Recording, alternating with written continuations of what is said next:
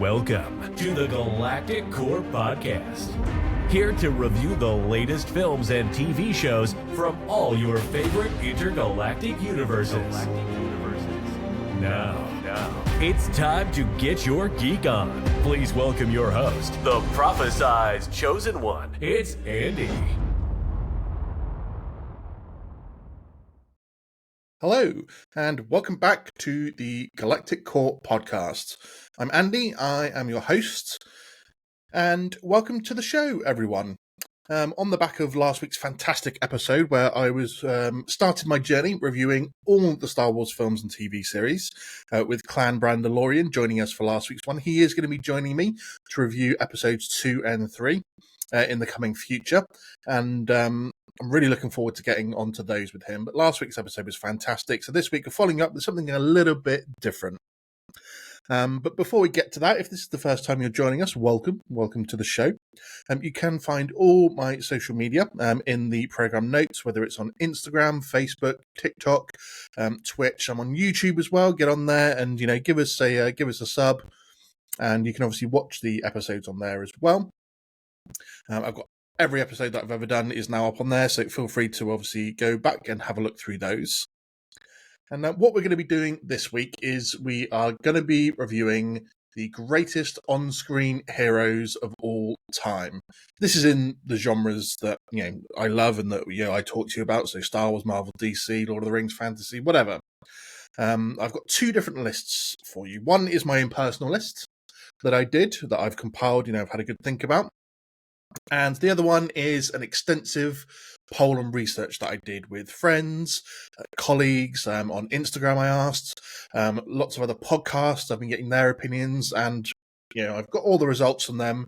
And so basically we're going to be going through the top 4 greatest on-screen heroes of all time and just having a little bit of a chat about them as well. But just wanted to review a little bit of the news that's come out in the last week, because to be fair, we have been eating well this last week. Lots of trailers, lots of news coming out. Just going to touch on a couple of little bits and pieces. So the first one, obviously the biggest news that's been around for the last week, we finally got a trailer for GTA 6.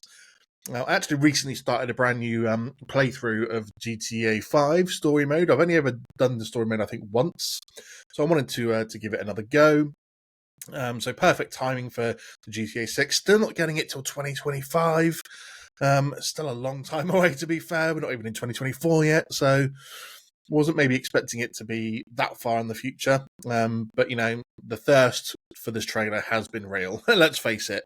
Everyone's been wanting to. It's become, I think, the quickest and most highly viewed non-music video on YouTube of all time. And let's be real, we're all going to be there for it. We're all going to be loving it. We're all going to be wanting to play it when it comes out, regardless of the rumoured prices, the size of the game, even the rumour that potentially it's going to take almost up to a year to come out on PC and that console players are going to get it first. So we'll see what happens there, but, fantastic thing that we've had drop this week. I know that the Game Awards were last night as I'm recording this. And Baldur's Gate 3 pretty much cleaned up. So congratulations to them. I really loved the fact that we're going to be getting a Marvel's Blade game. If you haven't seen this, they dropped a sort of like a little teaser trailer. So that's going to be exciting. I also love the fact that we're getting a Jurassic Park survival game. So this apparently is set the day after the events of the original Jurassic Park film. And you're playing a woman scientist, doctor, who has been left stranded behind, and you've got to survive in the park with everything that's going on. So a nice Jurassic Park survival horror game. We'll see how that game turns out. Excited for that, though. And a little bit of other news going on. We got a trailer for Godzilla and Kong New Empire film. A lot of people commenting on this because Godzilla, when he charges up for his atomic breath, is now pink. Lots of rumours as to how this could be, whether it's just the fact that he's got a new type of charge up, or he's found a new type of radiation that gives him off a different glow. Personally, I loved in the Godzilla King of Monsters film when they set off obviously the nuclear bombs and supercharged him, how when he was walking, literally just melted everything around him. It's kind of like that red yellowish type look. Obviously, the original Blue is still dope as hell as well, but we'll see what happens with that one. But that looks quite good. I'm becoming a big Godzilla fan. To be fair, I've covered a few things on this podcast about Godzilla. We've still got Godzilla -1 to come out in the UK. It's been out almost everywhere else already by the look of it. It doesn't come out in the UK until the 15th, so I've still got like another week to wait till I get to go see it. But from what I'm hearing, it's absolutely fantastic. And we've got the ongoing comic series at the moment of Justice League versus Godzilla versus Kong, which I'm waiting for that to finish being out in full, and then I'm going to be sitting down to read that. So if you are a Godzilla or a MonsterVerse fan at the moment, we are eating well. The last bit of big news that I wanted to cover is we got the fact that the Daisy Ridley Star Wars film is going to start filming in a couple of months' time. So this is the film that's set about 15 years after the conclusion of the sequel trilogy, and it's going to focus on Daisy Ridley's character, I should say, Rey Skywalker, or Palpatine, whichever you prefer, and re-establishing and building up a new Jedi Order. So as a Star Wars fan, always good to see things picking up and moving forward. I'm really happy that that's going to be filming. I'm really excited to see this film when it does come out. I want to see what's going on. I've been chatting to people about the potential things that could happen. I did chat with Clan Brandalorian last week about whether Grogu could appear in this film. It seems like the perfect marketing tool to be able to get him in there and get people talking about the film. So whether he does or not will remains to be seen, but I'm happy that that's going to start filming soon. So we should be getting that sometime, I would guess, in probably late 25, 26. So it's going to be a bit of a dry year next year because of obviously all the strikes and everything, the writers and the actors strike that went on. So it's going to be a tough one for us in terms of what we're actually going to be able to see. Rumor has it there's only going to be a couple of. We've got the one Marvel film with Deadpool 3. There's only going to be a couple of Marvel series. What we're getting from Star Wars isn't going to be too much either. Most stuff it's reporting that, Andor's not going to come out till 25. And a few other bits and pieces. We do get the Acolyte next year, which I'm really excited for, to be fair. Love the Sith, so really looking forward to that one. But let's move on to what we're going to be talking about this week. So, the greatest on-screen heroes of all time. So, in doing my research and asking people, I've come across quite a few answers, some that I wouldn't necessarily expect, and some that obviously are completely predictable. I am going to be doing a greatest villains of all time, the other side of this list next week. So keep your ear out and your eye out for that one. But this week we're focusing truly on just the hero. So this isn't in comic books or novels, anything like that. So this is just on screen. So before we jump into the actual list of mine and what everyone voted for, I just wanted to put some mentions out there of some that are on the list that didn't get enough votes to make it into the top, and some that were missed out altogether that I thought were a bit of a shame. So some that were missed out were like R2-D2. Some people might think of that as a surprising one, but you think of what he does through the entire Skywalker saga. How could he not be up there? Or at least be in the running anyway. I'm not necessarily saying he should be in the top 4 greatest heroes of all time. But he certainly should be up there. Everything that he does through the prequels and the original trilogy, he's up there as one of the people that brought down the Empire at the end of the day. So, how he didn't get a single vote, I don't know. But, these are the votes that people went for. Princess Leia, she didn't get a sniff either, which was very surprising again. I thought, she's a very inspirational character. She did a lot for the rebellion and the resistance. So the fact that she doesn't make it in there either is a surprise. Ellen Ripley from the Alien films, she didn't even get a vote either. Very surprising. So again, I thought she would have been up there, to be fair. Love the Alien films for the most part. I know some people aren't thrilled about some of the later ones. We do have that new one on the way as well, which is going to be set between the first and the second original films. So that's exciting. But again, Ellen Ripley, nowhere to be seen. As for people who didn't make it onto the top 4, a couple of surprises perhaps, given that some of these, when I've been doing my research into what is generally considered to be the greatest heroes of all time. These are some of the people that were definitely up there that didn't make it on the list that I've got anyway. So James Bond, generally I think considered to be one of the greatest of all time. He wasn't on the list. He got very little votes, to be fair, so not sure why. Bond's been going on for God knows how long now, 50 odd years? Maybe nearly 60. So yeah, a bit surprising that he didn't really get enough votes to break into the top four. Another one that maybe I thought might make it there but didn't, Superman. I know there's been lots of different on-screen iterations of Superman, and I think maybe for the most part people think they've maybe failed with the Superman films. I know that Christopher Reeve Superman started off really strongly, maybe wasn't too strong in some of his latter films. Brandon Routh's Superman, I generally think was actually did a good job, to be fair. Maybe it wasn't the best written film, but I still think he did a good job. Obviously, most recently Henry Cavill's Superman, I think he is generally considered to be obviously really good character as well, just maybe wasn't quite done in the best way for all the films. So maybe a bit of a surprise to me anyway that Superman didn't get a few more votes. A couple of other honourable mentions as well. I think Indiana Jones is someone that didn't get a lot of votes on my list, which is, again, he's generally considered up there from what the research I did into the top 10 villains, top 10 heroes of all time. So yeah, maybe a bit of a surprise. A couple of other mentions that people did vote for on my list that got a few votes but didn't quite crack in there. Wolverine, I think, definitely considered to be one of the greatest sci-fi characters that we've had on screen. Obviously, Hugh Jackman reprising that role in Deadpool 3 next year. So nice to see that he got a few votes in there. The Netflix Daredevil, he got a few votes as well.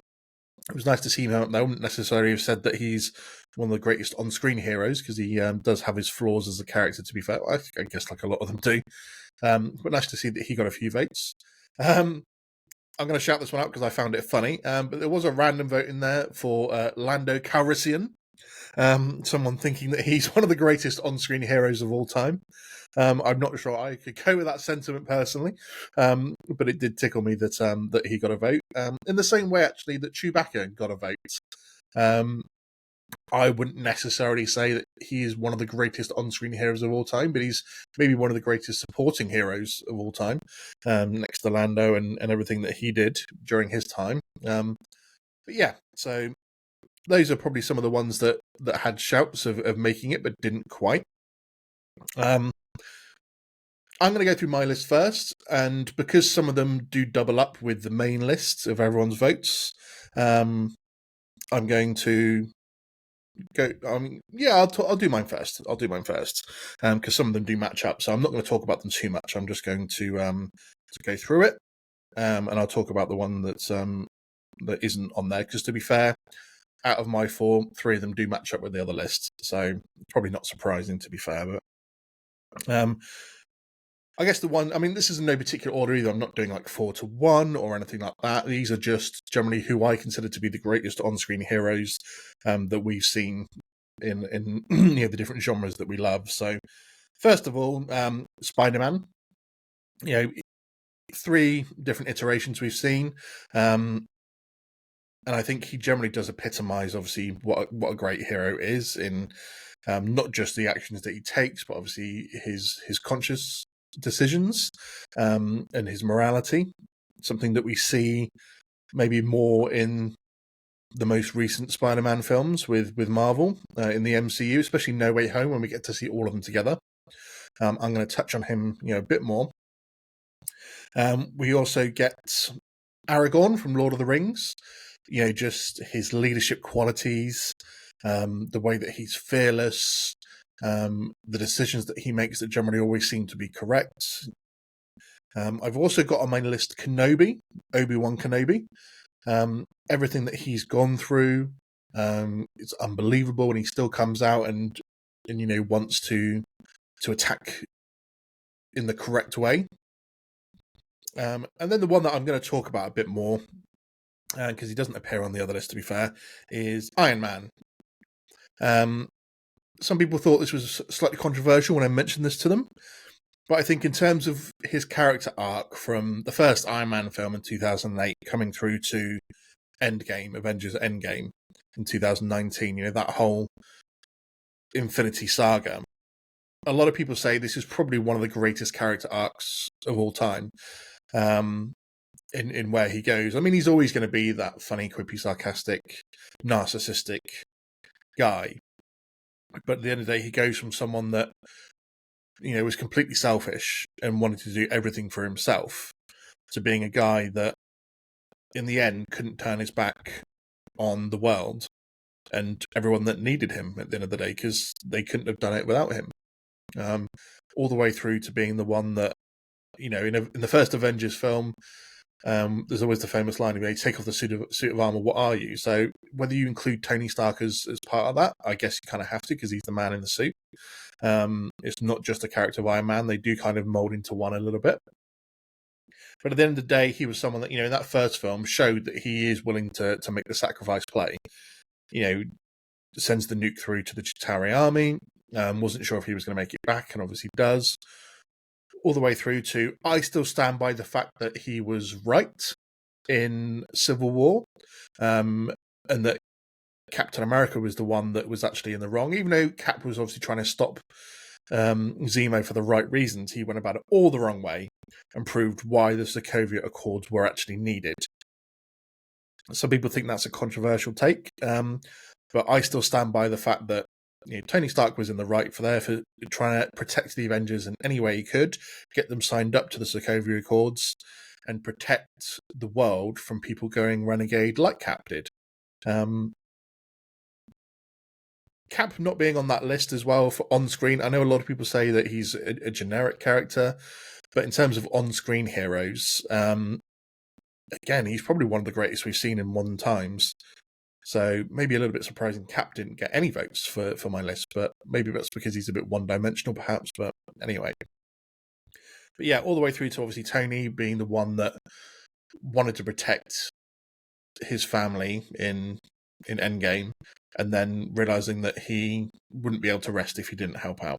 And obviously not only does he work out how to time travel, and gets everyone sort of through that, obviously in the final battle, I think he kind of realises what he has to do, and sacrifices himself by obviously, taking the Infinity Stones off Thanos and snapping away to save them all.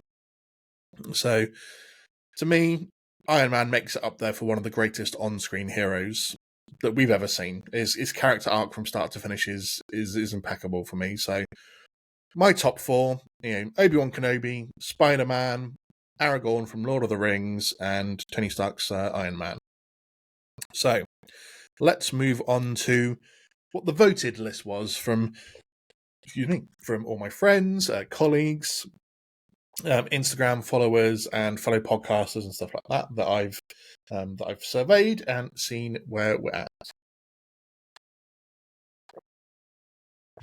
So, whilst I keep saying top four, there was one clear person that was out on this list ahead of everyone.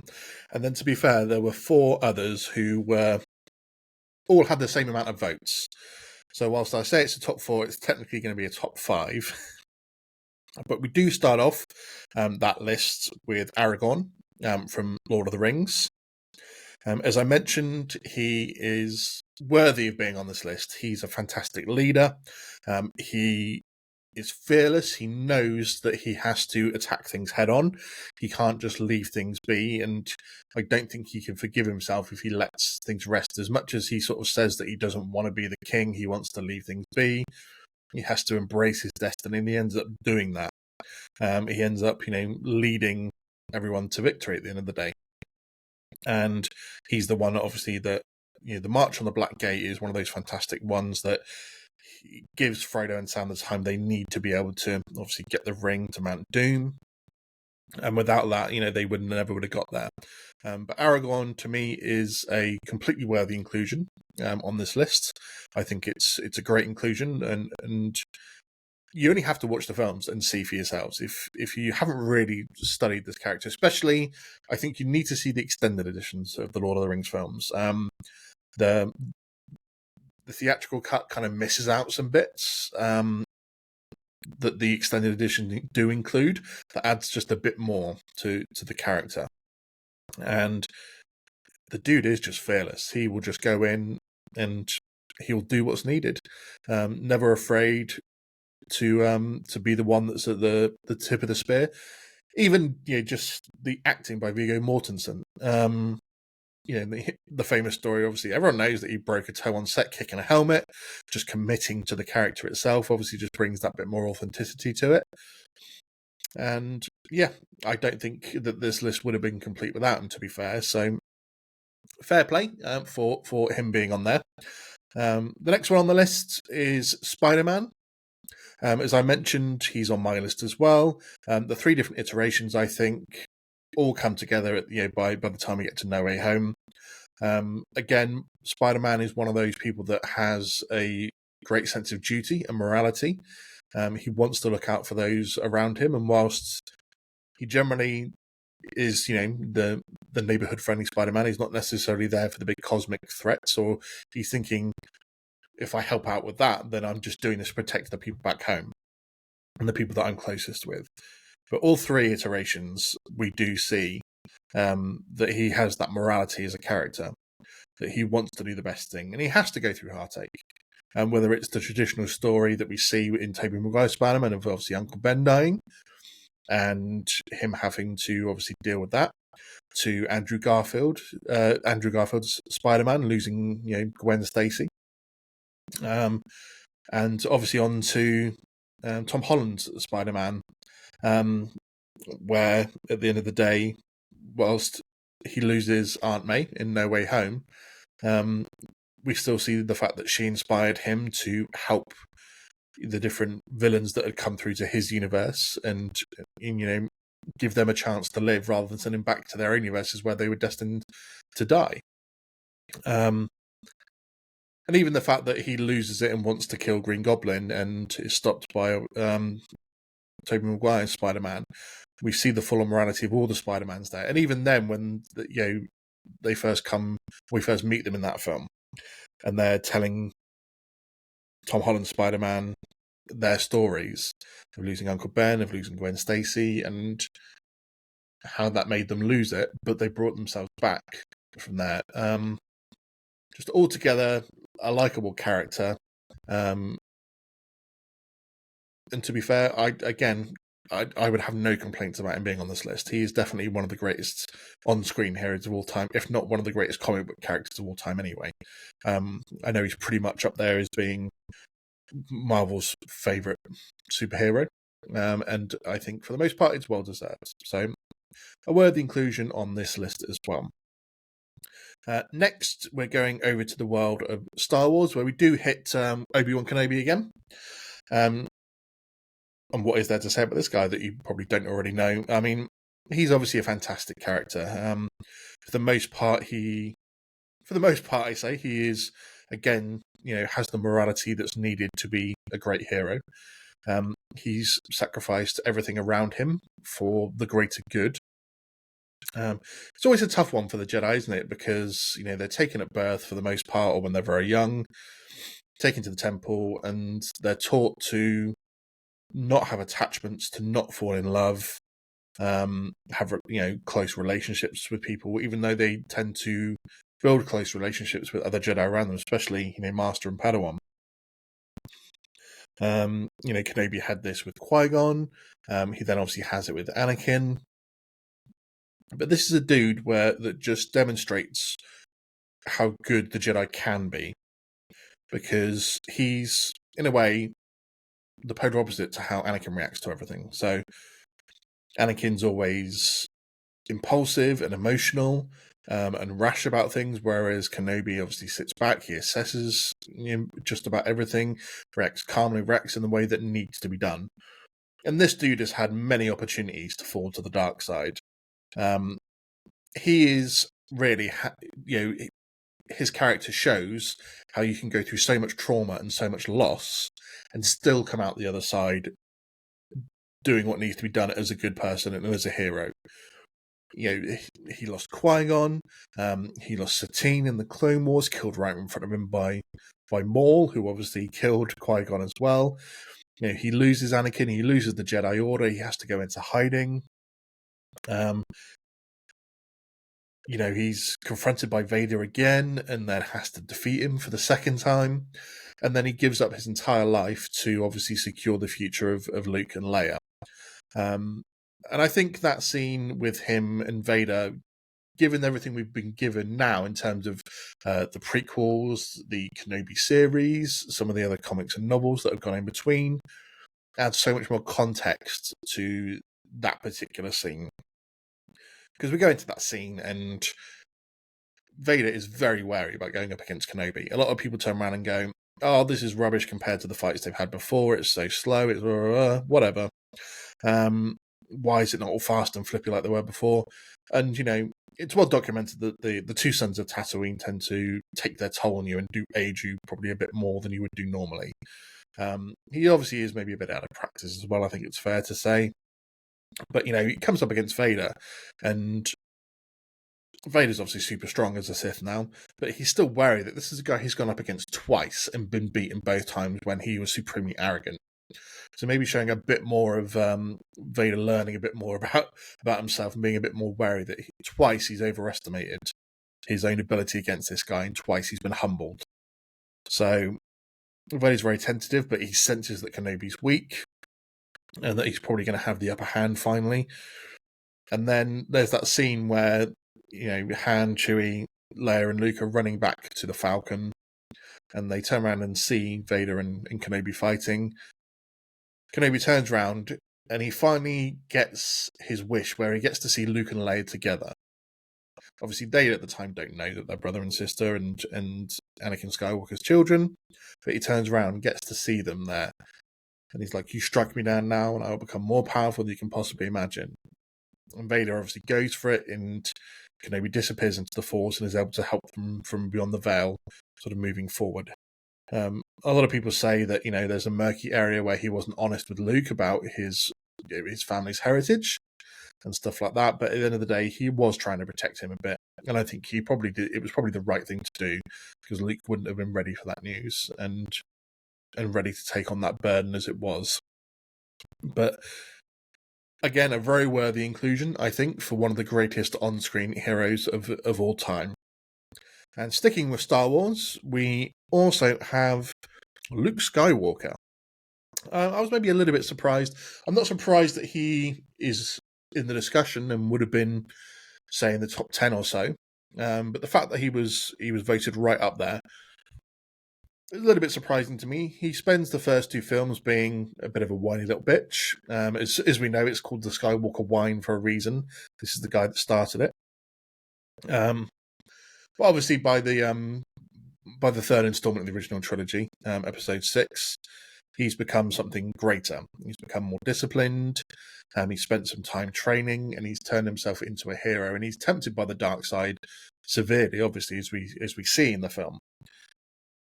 And it's just that moment where will he turn? I know there's always rumours that the original ending was that he was going to kill Vader and replace him, and then strike down the Emperor to try and take over himself. But the fact that there's the great, obviously, parallel in the story in Episode 6 between Vader and Luke, and the fact that he's slowly turning into Vader, and we get to see that beautiful moment where he's cut off Vader's hand, and then he sees his own sort of hand in mechanical hand in front of him, and he realizes that perhaps he is, falling to the dark side and will turn into him. And that's when he decides to reject the dark side. And I love that moment where he sort of throws his lightsaber away, and he's like, no, he's like, I am a Jedi like my father before me. And we see he's all in black, and his tunic sort of falls open to reveal that he had white on underneath, which is just the reflection of the fact that he was falling to the dark side, but he's still good inside. And everything that he did after that film as well just shows that, what kind of hero he was. He's certainly not without his faults. I think some people saw a flaw in his logic in, I think it was the Book of Boba Fett when we see him in there. in him trying to give Grogu a choice between, becoming his first student at the New Jedi Temple or giving in to his attachments and going back to Din Djarin. Some people said it was slightly hypocritical, but I understand him trying to give him that choice. He was obviously epic in the scene at the end of Mandalorian Season 2 when he shows up on Moff Gideon's ship, takes out all the troopers, and obviously takes Grogu with him. So people then obviously would debate his actions in the sequel trilogy, in mainly obviously Episode 8, The Last Jedi, whether he does truly qualify as a hero, as someone who just in the blink of an eye was willing to perhaps kill his nephew, and then closed himself off and shut himself off from the Force for a long time, and wasn't really a hero to anyone at that stage. The legend, as they talk about in that film, the legend of Luke Skywalker lives on, but the man himself would become a shell of that. And to me, that's what kind of makes you human at the same time, though. I'm not going to get into a big debate about The Last Jedi, whether it's a good film or not, but I think part of the story in there is that at the end of the day, he's still only human. You can be as wise as you want, you can be as clever as you want, but at the end of the day, sometimes you're still human and you still give in to those sorts of thoughts. And he thought the best thing to do was to shut himself off from the Force and to not be around anyone and to live out his life. And he was obviously wrong in that, but it doesn't mean that he's not human, that he wasn't, doing what he was right at the end of the day. And let's not forget that at the end of that film, he pulls off one of the greatest feats, individual feats of any Jedi ever, the fact that he Force projects himself across the galaxy to distract the big baddie and let, his sister, potential pupils and everything like that, escape and let the resistance continue on. To continue fighting and let the Jedi Order technically remain, even though he has that conversation with Yoda in there, and they sort of end their version of the Jedi Order to let Leia and Rey and Finn, I guess, sort of reunite it in their own way. But Luke Skywalker up there from all the votes as well into the greatest on-screen heroes of all time. That leaves us one more spot, and this character was overwhelmingly at the top of the list. And that man is Batman. Had twice as many votes than any other character.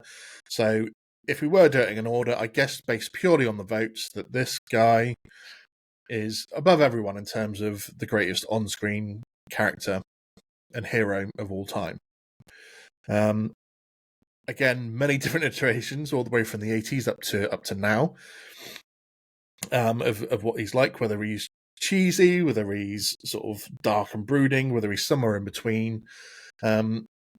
I think what I should have maybe asked as well is, if you're voting for Batman, which Batman? Because there's so many iterations that I probably should have asked. I think most people would probably go with Christian Bale as the greatest on-screen Batman, due to his trilogy of films.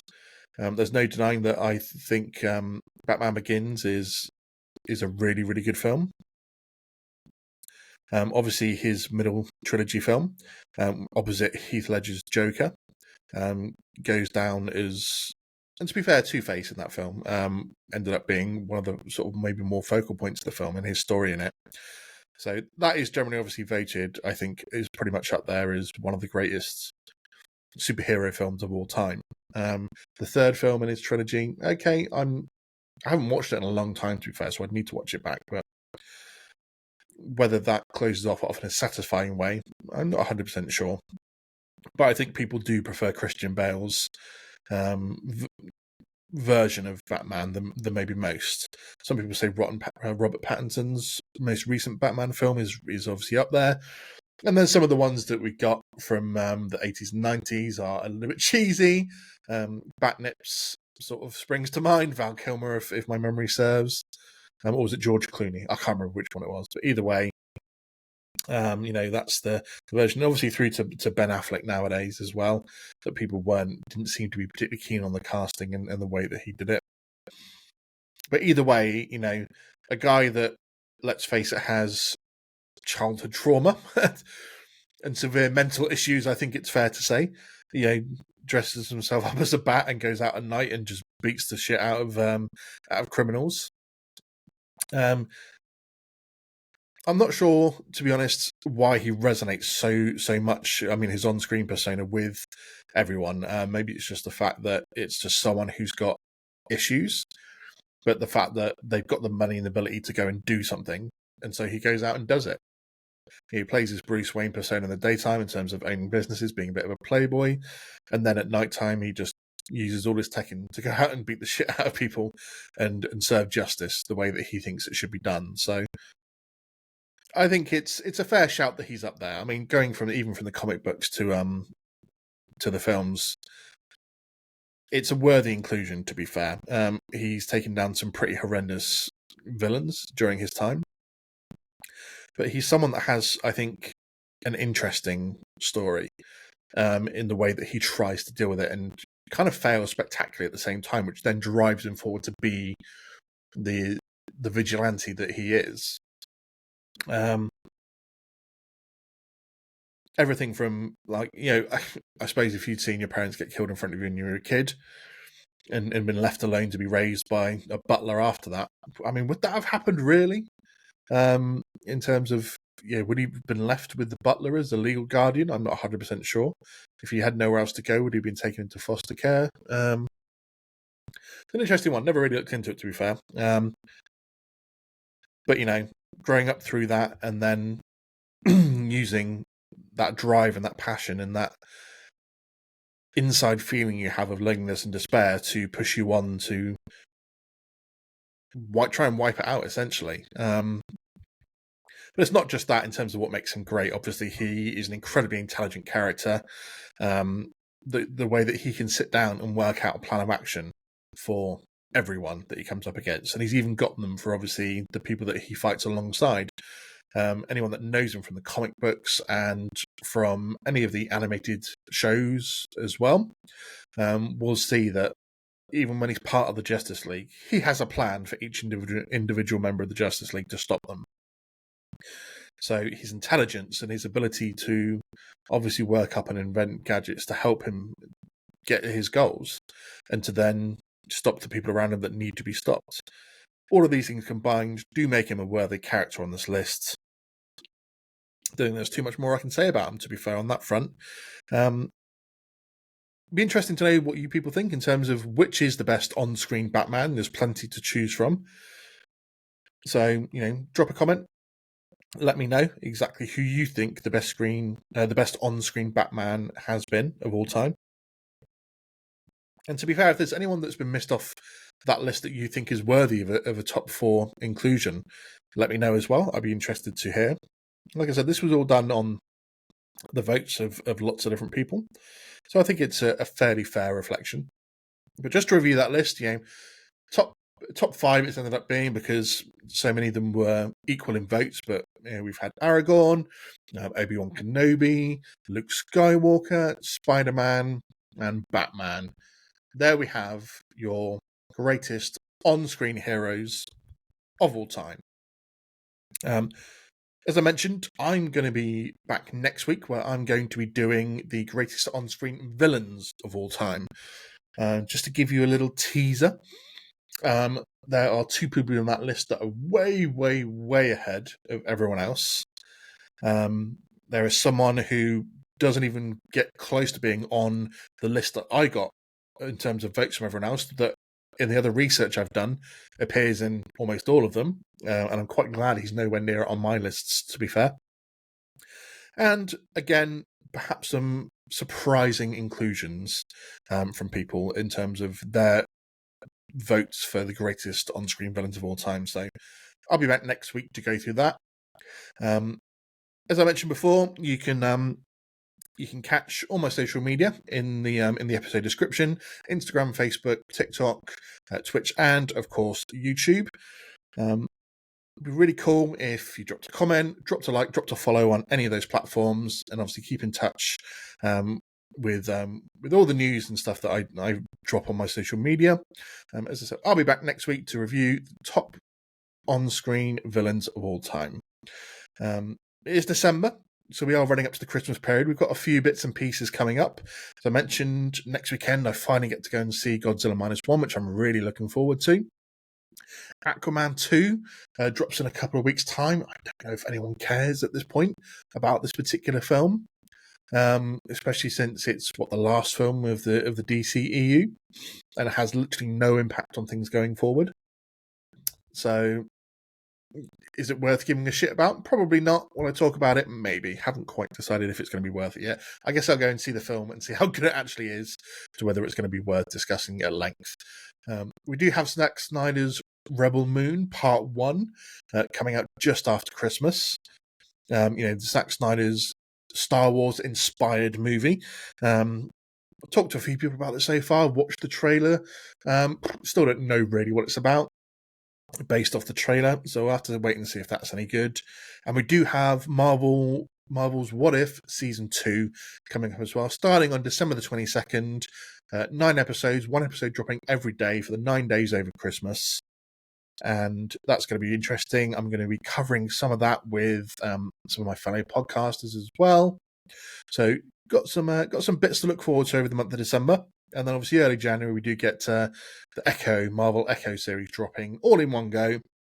I'll be doing a review of that a couple of weeks after, probably, just to give us all a bit of time to watch and digest it all. But some interesting bits coming up. As I said, I've got my Villains episode coming up next week. Going to be continuing my review of Star Wars, obviously starting with the prequel trilogy with Clan Mandalorian. That's coming up over the next month or two as well. So some really good bits to look forward to. I hope you will join me for those. But until next time, I will catch you later. Thanks for tuning in to the Galactic Core Podcast. Don't forget to subscribe so you never miss an episode. But until next time, go get your geek on.